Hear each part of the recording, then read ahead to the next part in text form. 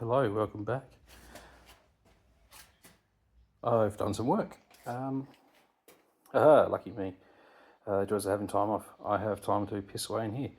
So, you might have seen the cardboard template now that is just made out of some steel. As you can see, that's just steel. Just cut that out of the plasma, just tacked it all together. These are some offcuts, just so I can get the upper joint where it needs to be. Then I'll, excuse me, then I'll make some proper brackets. Ones that are pretty, that will be a bit stronger than this. That'd tear off in about 2 seconds even if it was fully welded. Like I said, I'll make some of these in proper shape. I'll put proper spreader in the middle like a cross tube. I'll probably put another piece on the inside as well. It bends around. And I'll try to get it to tie into the cross member here. And come down here. If that makes sense. This bit of bird poo here, that's just going to disappear once this is a bit more solid. Once he's made up again, it's like more substantial, something more fit for purpose. So I've closed in the chassis rails here. There's a plate in behind here as well. Probably see it better from this angle. There's a plate there. Closing that. This caps all this off. The bottom part of the rail was intact, so this is just the side and the top. And get my little finger in here. Just a scallop here and a scallop here because the shock will go about there-ish. Yeah, so as you probably see, there's 4 little holes. So this is one piece. As I was cutting it out, I just cut some slots in it. That made it a million times easier to bend, and it still retains some strength. And when I weld that up, it'll still be stronger than multiple individual pieces, because it's still actually one piece. So on the back here, that's still actually one piece. Angle's not too bad either. Look at this side. So there is enough room here. The booster can still come out. I've tried it. The bolt's back in there. It does clear. It comes out on an angle. It goes up that way. It comes out. So that's a win. That's roughly the knuckle angle that I need. That's the wheelbase set. Track not so much set, but the wheelbase is definitely set. The track's not far off. Again, I'm measuring that off the crank pulley to this line here. You can see that on the tyre, that seam. As I'm measuring my track, because that centre bolt's a good height to actually come across. There you go, bam, about there. What I would like to do once this disappears, I'm going to start making this up again. If I can, I'll get rid of this this joint here. I actually get a universal joint. Another universal joint here. So I can use a double D shaft. Grow up. That way, when I do a body lift, I can make the shaft the right length, and this will become a lot smaller. So if that's smaller, I don't know if you see the line in there. So from there to there, the shaft has to come through. That's going to be my steering shaft. So as I put some webbing on this and brace all this off, it needs to clear the steering shaft, or I make a hole in the plates, sleeve it, and then run the shaft through that, if that makes sense. So I've done a little bit of work. I measured the droop on this, so from where it sits now to full bump, which is about here, I've got about 250 millimeters of stroke or travel from ride height to full bump. That's not too bad. That's just until it binds up on this edge here, this edge here. I'm not going to be reusing these arms, so if I make some new arms, it comes out squarer and cuts across and then curves around. That will eliminate that problem. I'll get even more, more not droop, or, oh, come on, brain, work. Why aren't you working? Work, brain, work. Yeah, my brain isn't working. Good job. Fantastic. Exactly what I needed. I get more upstroke as opposed to droop. Yeah, so I'm going to get more compression out of it. This again is just roughly positioned. It's all just tacked. Tack, tack. There's a couple of tacks around the back as well. It's pretty solid. There's a little bit of boxing here, like that shape there is enough to keep it sturdy enough. Until I actually get a shock, this might need to come up or go down.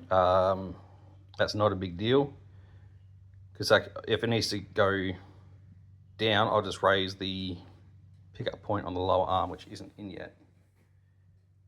That will be one of the next things to do. It goes into the hole there for the lower ball joint. So I know the height at full extension is 810 millimeters, so 32 inches. For those people who don't like base 10 math and love using fractions for some reason.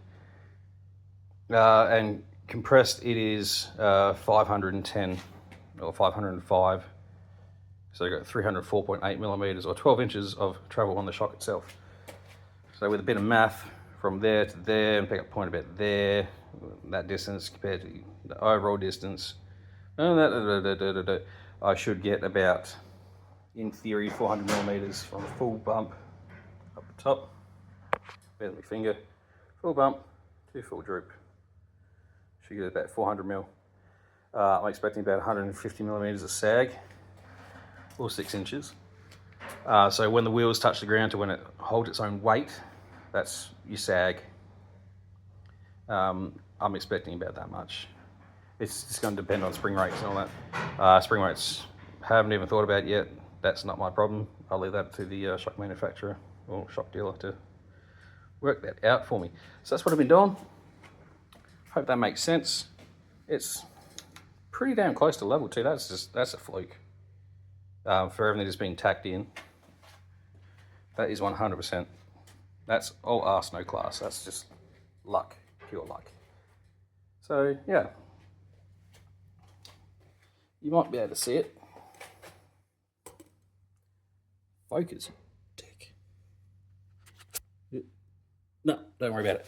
I was going to show you the finish that you get with the plasma cutter. It comes up quite good. Ignore that. That's where I wobbled a little bit there. This one's nice and straight though. Oh, damn straight. That's hot, yeah. Yeah, that's hot. That plasma cutter is amazing. That is so much better than using a grinder, because this is 3 millimeters thick. It's very heavy. Yeah, that's pretty damn strong. I'm going to be adding more bracing. Probably going to run a brace from top to the frame here to cut across like that. Yeah, shirt out. Just do a video. There we go, that's better. No, that's worse. Learn how to use a camera. So it's going to go from about here to down here.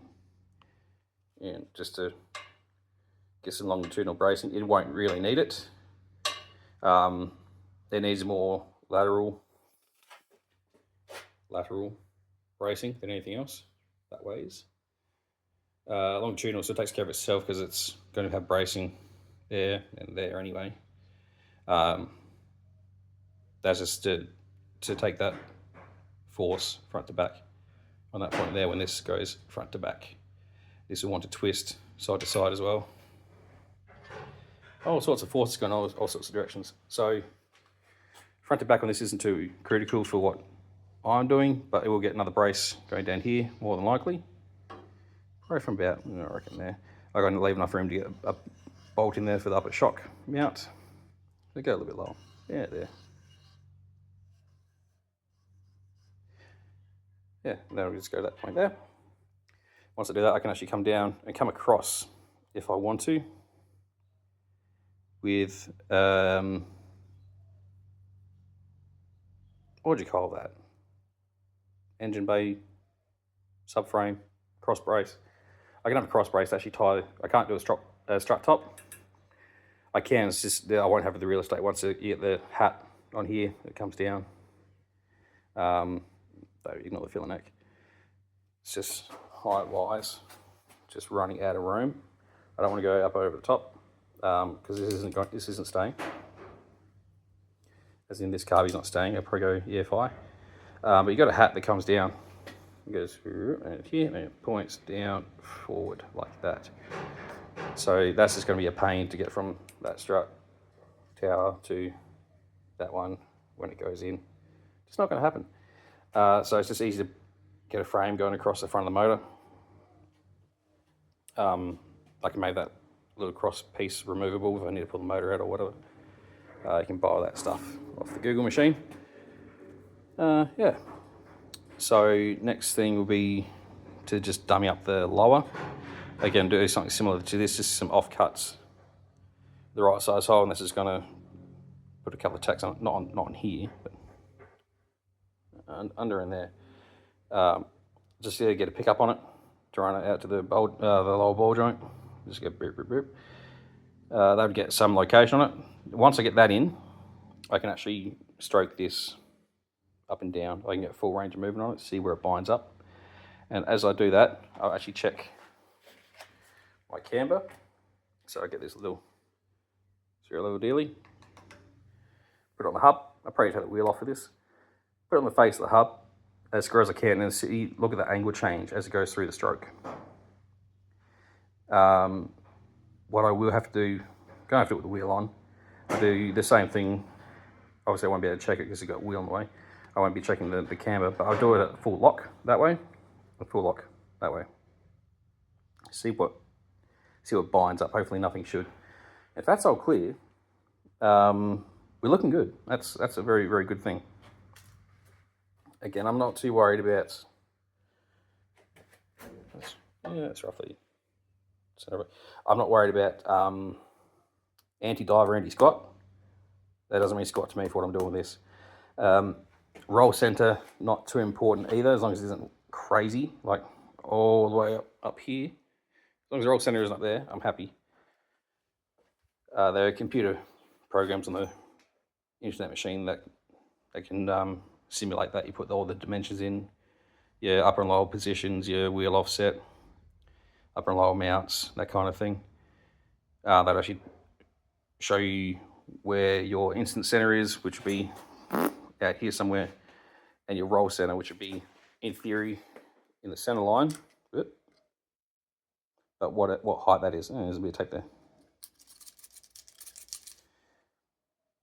So, yeah, you want to minimize how much your roll center changes in height with the right height, and with roll as well. So rolls your side to side. Want to minimize that as much as possible. Again, it's not too much of a big deal. It's still going to handle well enough. That's the stuff that can be fine tuned because this is still tacked in. These are still tacked in. I can shift these up and down, front or back, to actually change the roll axis of the mount here. And also, if I need to, not that I will, I can actually pull it in or out like that. Again, not that I need to. That's why it's tacked in at the moment. So get the lower arm in. Just get it tacked in. The tacks are strong enough to do what I'm trying to do. It's definitely not going to be taking any weight. Tack it in, move it up and down, twist it side to side, all that kind of thing. If it all clears, that's two very enthusiastic thumbs up. Have a visit from an automotive engineer for all of this chassis work that I've done, because this will be street legal. He's going to say yay or nay. Man, that looks terrible from here. Yeah, it looks like bird poo. But yeah, anyway, I digress. He's going to say whether or not this is acceptable, what work I need to do on top of this, because just that on its own is probably not enough. You can see I've taken a big chunk out of it. You can see how much I've scalloped that. I've taken quite a big chunk out. So a pre-plate over the joins with a big piece comes all the way out like that, a plate over that. Same here, big plate like that. Get some overlap on it, get some additional strength. Probably same in here as well, a bit hard to see where it rolls over the top and rolls underneath. I'll probably put some extra pieces in there just to get some extra strength in it. Whoop. I'm really bad at this. So that is what we're up to. Yeah, so next thing, as I said, lower arm mount, then I can stroke it. The suspension. Get your mind out of the gutter. That's just vulgar. Yeah. So I finally bought a bottle of argon. Like I actually get some good TIG tacks on there. This will be TIGged. Wrong electrode there. I had to swap my electrode out because I wasn't happy. Yeah, that's where we're up to. Any questions or anything? Or any comments? Let us know. You can see what I've done. You see slightly better view of that. Or I've just cut slots in it with the plasma. Like that through there. And that's still connected. So that's still one piece. The same here. That's still connected, still connected, still connected. Just got some slots. So that is all still one piece. That's all the four sides are one piece. Another good thing about this being tacked, I may need to shift the tower in or out to get the proper geometry on the shock itself. So as I explained before, at full compression, you want the shock to be perpendicular. So your spring rate doesn't change negatively as you go up in travel. So it doesn't get softer as it goes up. It'll get stiffer as it goes up, which is better than going softer. These kinds of things really can't be helped. That's just the way it is, unless you have a McPherson strut with double arms or single arms or whatever. You can't really help that. So the best thing is just to have the proper geometry. So I'll make a facsimile of the shock absorber at full droop and full bump. Bump, that's what I was after before, that word bump. I just make a random hole roughly in the middle. And just measure the angle at full bump. If it's about 90, that's good. If it's pushing too far outside, I'll shift this inboard, and vice versa. If that's too far inboard, I shift it outboard. Yeah. So that's enough me talking. I'm going to go wash my hands. This is getting to be a long video. I hope it all makes sense. Yeah, any questions or comments, yeah, hit me up. And don't forget to check out the Instagram page too. I'll talk to you when I'm talking to you.